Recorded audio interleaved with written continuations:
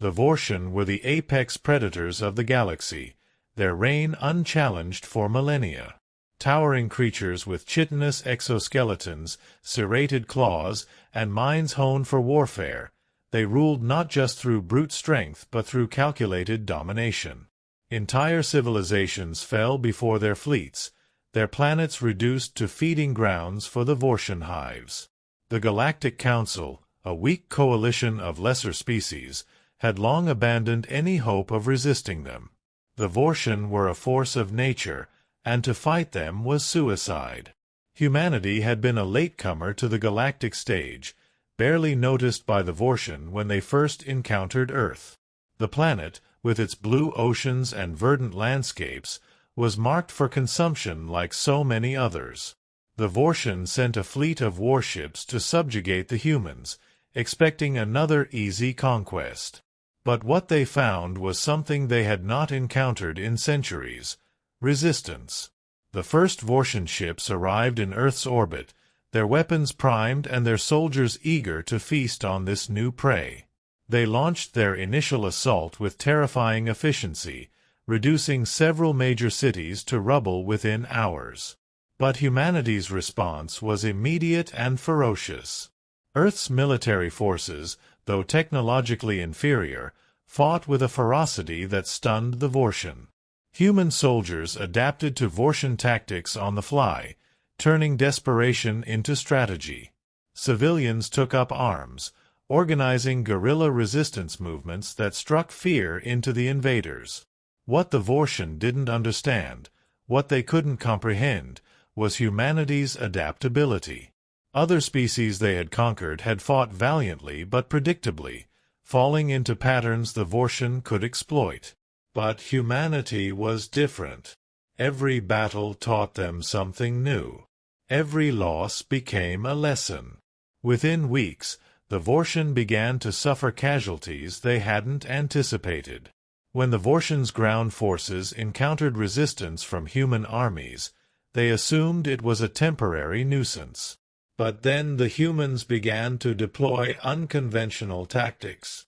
They weaponized their environment, turning cities into death traps and jungles into ambush sites. They used improvised explosives, hacked the Vorshan's own technology, and even resorted to bioweapons when they found vulnerabilities in the predator's biology.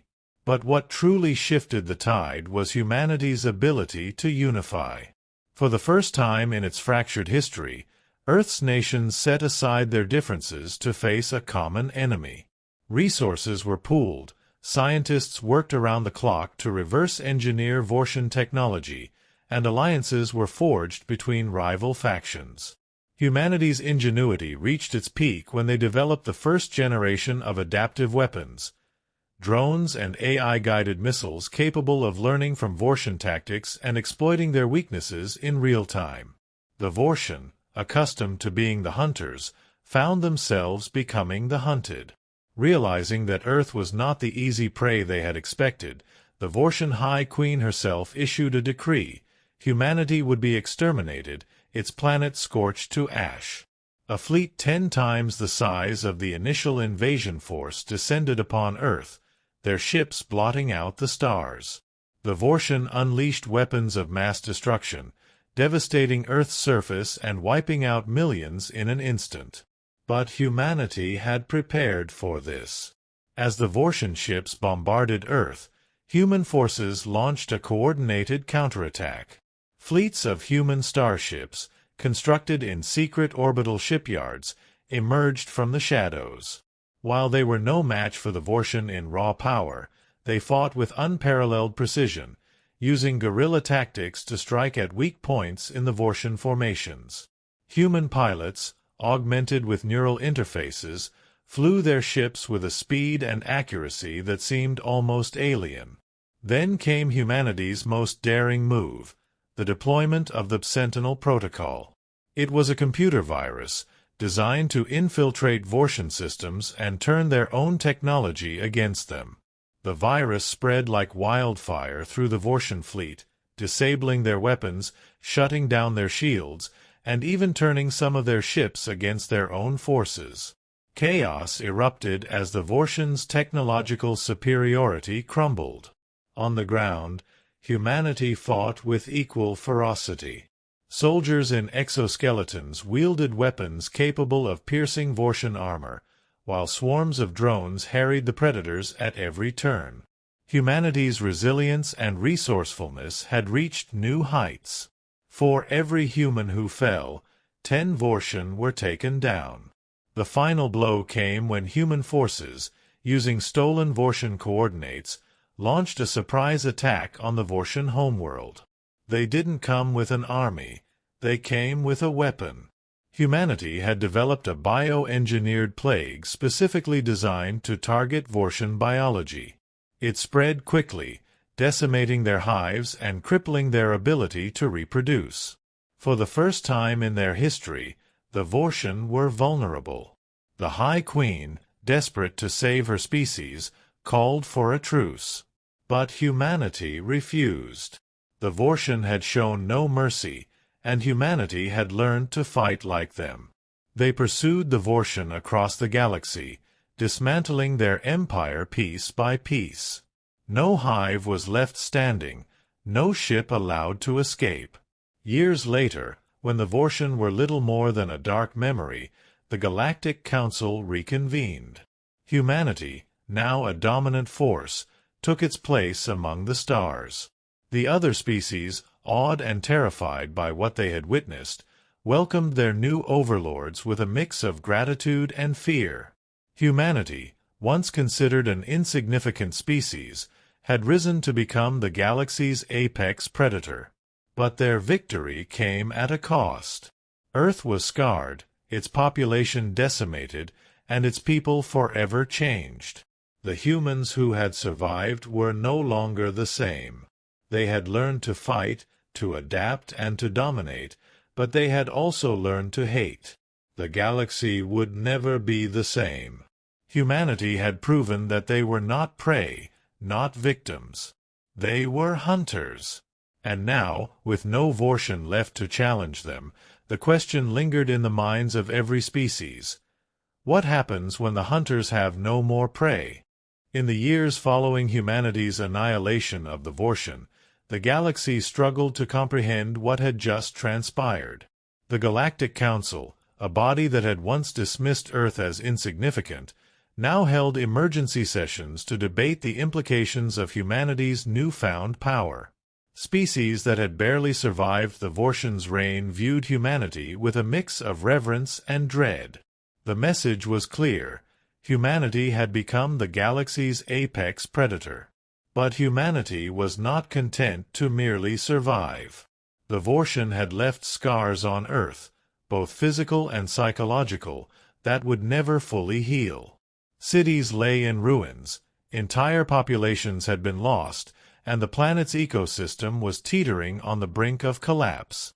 Humanity had won, but the cost of victory had been steep. The only path forward was expansion.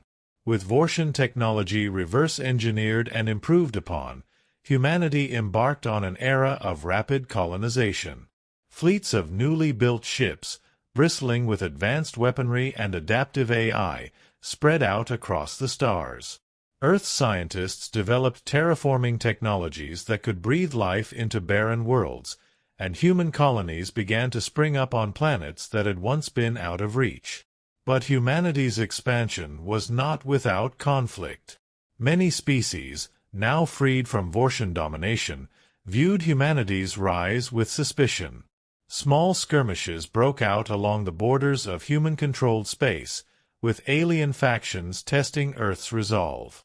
Each time, humanity's response was swift and decisive. Alien fleets were dismantled, their ships turned to scrap, and their leaders forced to negotiate from a position of weakness. Humanity's military, now an interstellar juggernaut, became a force of both protection and intimidation.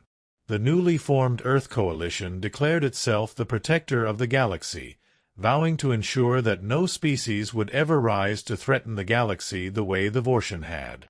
But beneath the surface of this noble declaration lay a darker truth: humanity would tolerate no rivals. In one instance, The Terralese, a race of traders and explorers, attempted to resist humanity's encroachment into their territory. They had once been allies of the Vorshan, albeit reluctantly, and saw humanity as an even greater threat. The Terralese sent a fleet to defend their borders, hoping to deter humanity with their advanced energy shielding and tactical brilliance.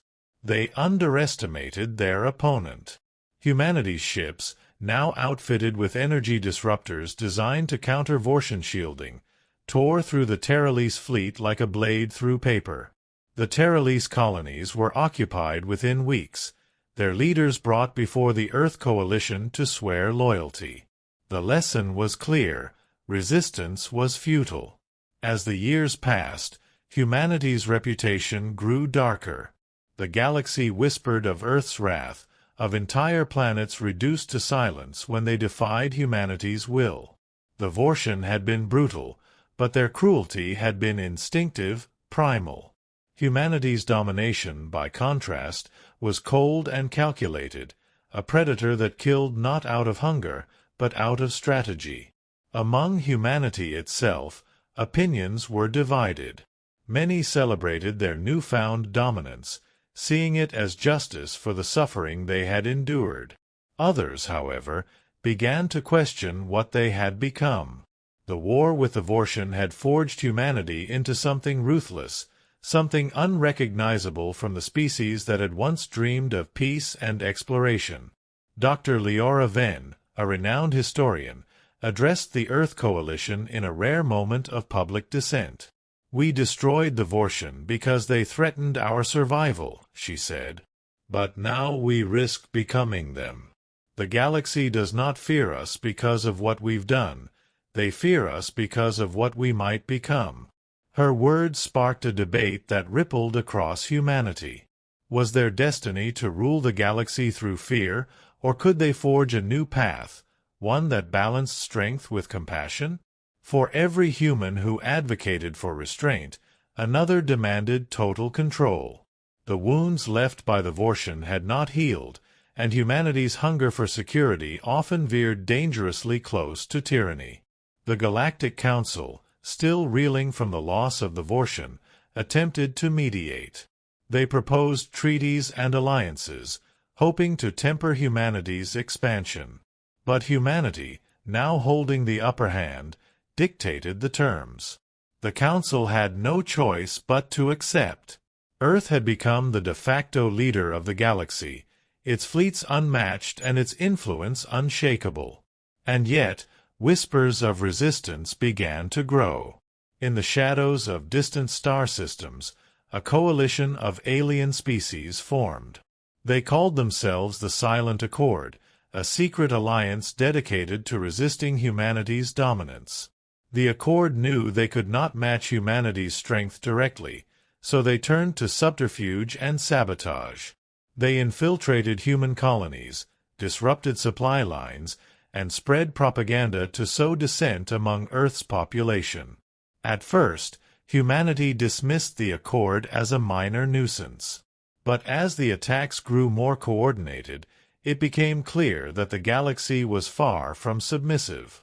The Silent Accord's most audacious act came when they infiltrated a human research station on Mars, stealing classified data about humanity's terraforming and weaponization technologies. The data was shared with other species, sparking a new arms race across the galaxy. The Earth Coalition responded with brutal efficiency.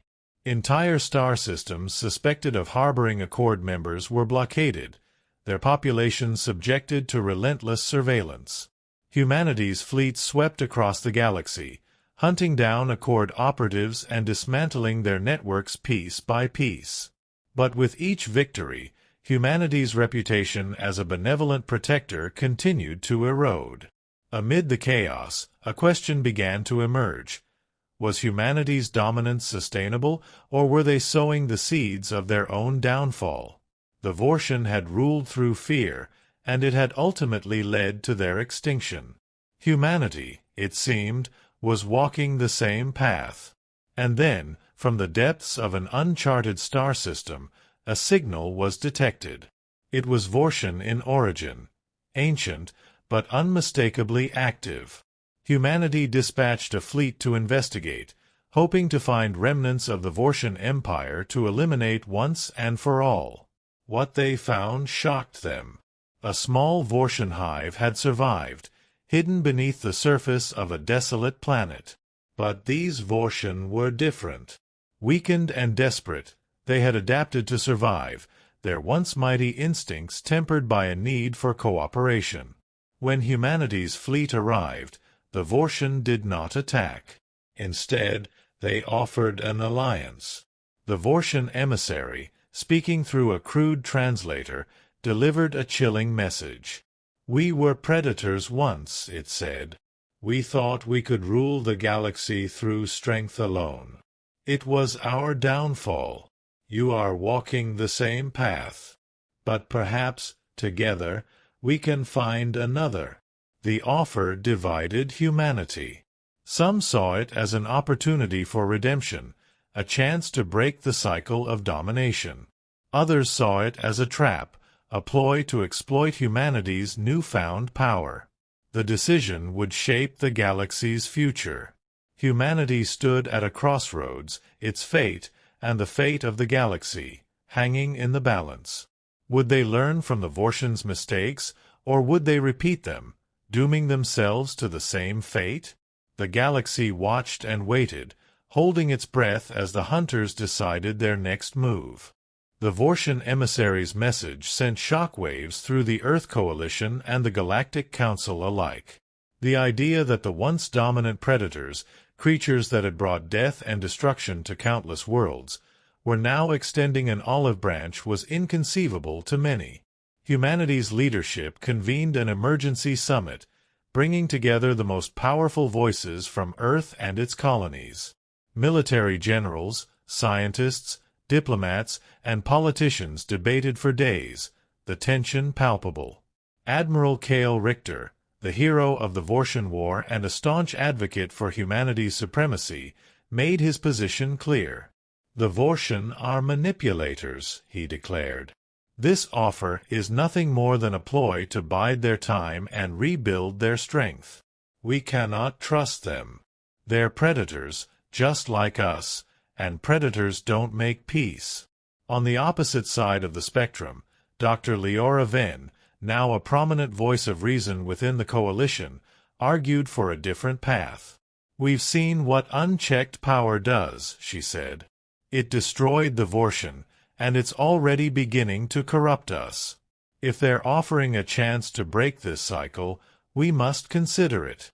We owe it not just to ourselves, but to the galaxy." The debate raged on, but as the summit stretched into its third week, humanity's true nature came into focus. They were a species driven by contradiction, capable of both great destruction and profound empathy. As protests broke out across human colonies, some demanding the extermination of the Vorshan remnants, others advocating for peace, a fateful decision was reached. The coalition would meet with the Vorshan, but under strict terms. The meeting took place in neutral space, on an uninhabited world chosen for its isolation. Both sides arrived with heavy escorts, their ships bristling with weapons. The Vorshan delegation was small, their numbers a fraction of what they once had been. Their emissary, an aging warrior with scars that told of countless battles, approached the human delegation with no weapons and no guards. "We seek survival," the emissary said, its voice a low, guttural hum. "But not as we were.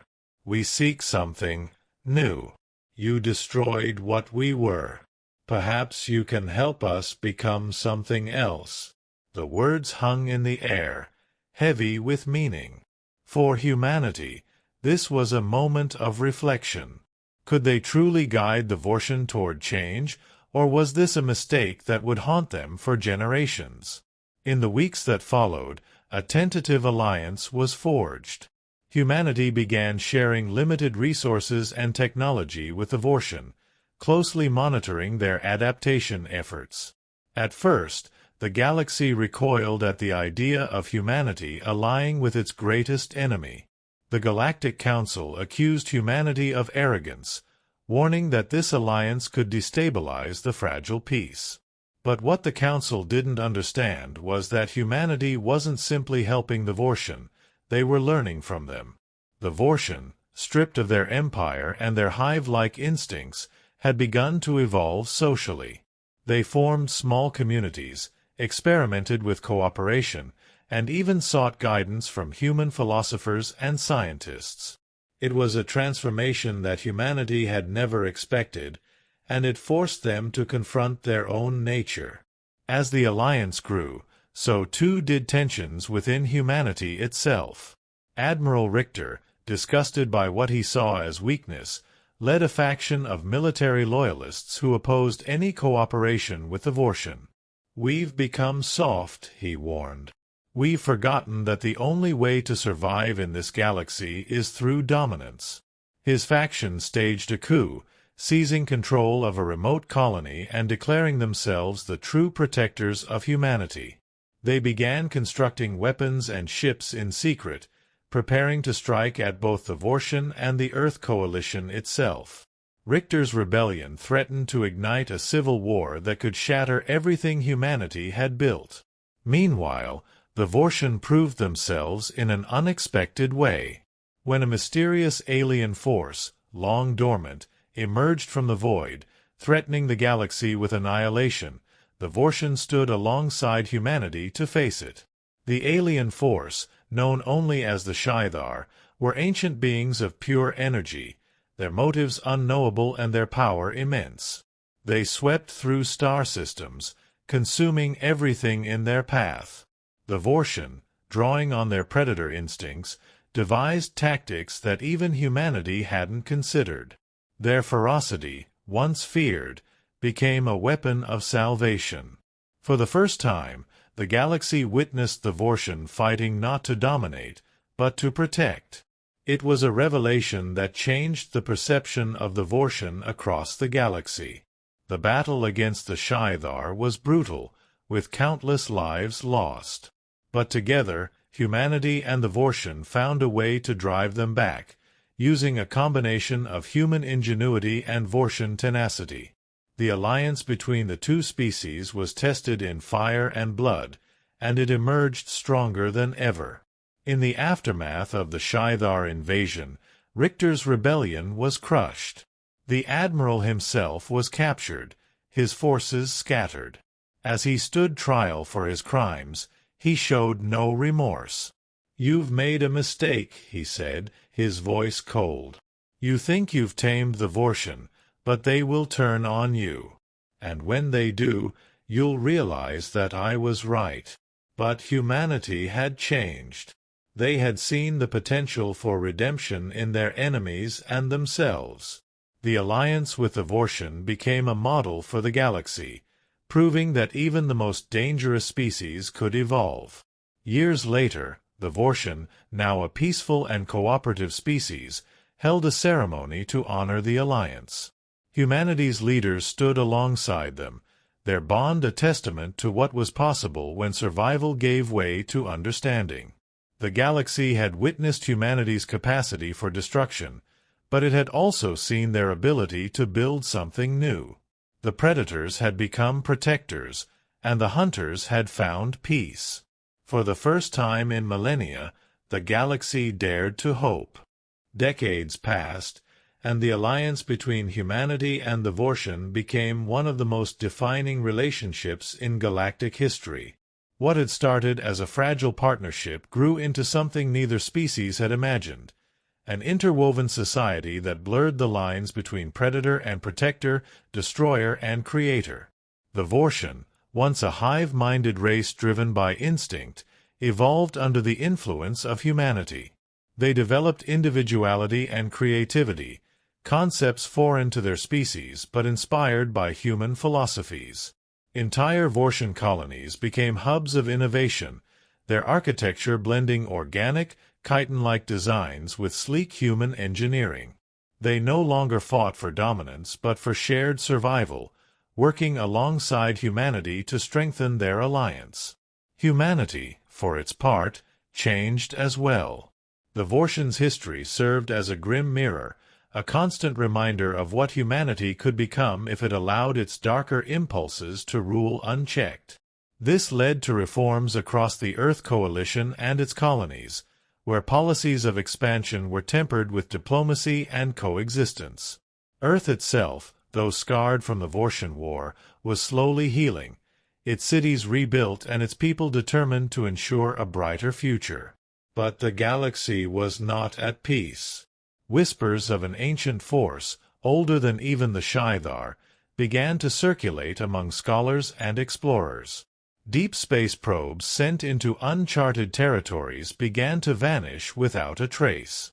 Traders along the galactic frontier reported sightings of strange, void-black vessels, their movements eerily silent.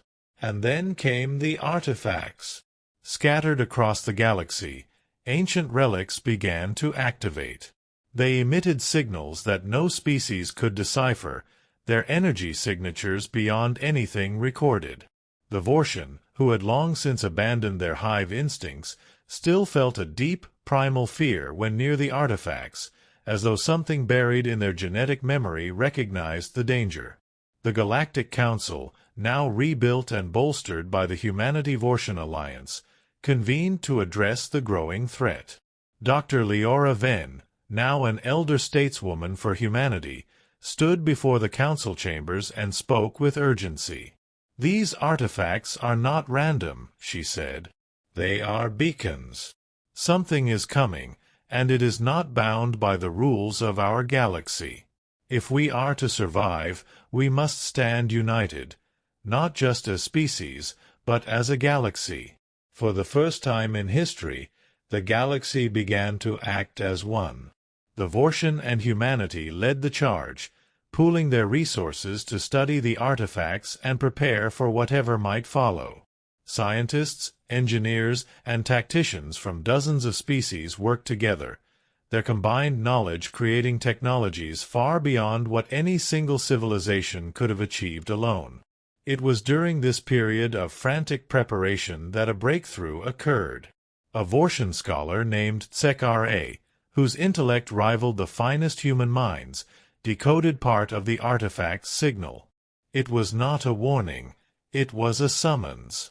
The galaxy had unknowingly awakened an ancient force, one that had once ruled the stars long before the Vorshan, the humans, or even the Sci-Fi had existed. They were called the Eshtherai, and they were not predators. They were erasers. The Eshtherai were not driven by hunger or conquest. They existed to restore balance, to undo what they saw as the chaos of organic life. To them, the galaxy was an overgrown garden, and they were the gardeners, pruning what had grown too wild. Their ships, vast and geometric, began to emerge from the void, each one the size of a moon. Entire planets disappeared in their wake, reduced to smooth, lifeless spheres of metal and rock. The first encounters were catastrophic. Even the combined might of humanity and the Vorshan fleets was no match for the Eshtherais' technology. Their ships seemed impervious to conventional weapons, their movements precise and calculated. Entire star systems fell silent, their populations erased without resistance. In the face of this unstoppable force, the Alliance grew desperate. Humanity and the Vorshan turned to their greatest strength, adaptability. They began experimenting with unconventional tactics, combining organic Vorshan instincts with human ingenuity. They created weapons that were not just destructive but unpredictable, designed to exploit any weakness they could find in the Eshtherais' rigid logic. The turning point came when a joint task force, led by a human admiral and a Vorshan tactician, managed to capture an Eshtherai probe. It was the first time the galaxy had gained direct access to their technology, and the discovery was both thrilling and terrifying. The probe's data revealed that the Eshtherai were not individuals but extensions of a singular intelligence, a machine mind that spanned galaxies, controlling its vessels with precision and unity. The task force devised a plan to strike at the heart of the Eshtherais' network. Using the probe's data, they identified a system deep in the void where the Eshtheri's central intelligence resided. It was a desperate mission, a one-way trip into the unknown, but it was the galaxy's only chance. The final battle was unlike anything the galaxy had ever seen. Humanity and the Vorshan led the charge, their ships swarming around the Eshtheri vessels in chaotic patterns that defied prediction. The Eshtheri, for all their power, struggled to adapt to the unorthodox tactics. Using the captured probe's technology, the task force managed to infiltrate the Eshtheri network, planting a virus that disrupted their unity. As the virus spread, the Eshtheri began to falter. Their ships, once unstoppable, turned on each other in confusion.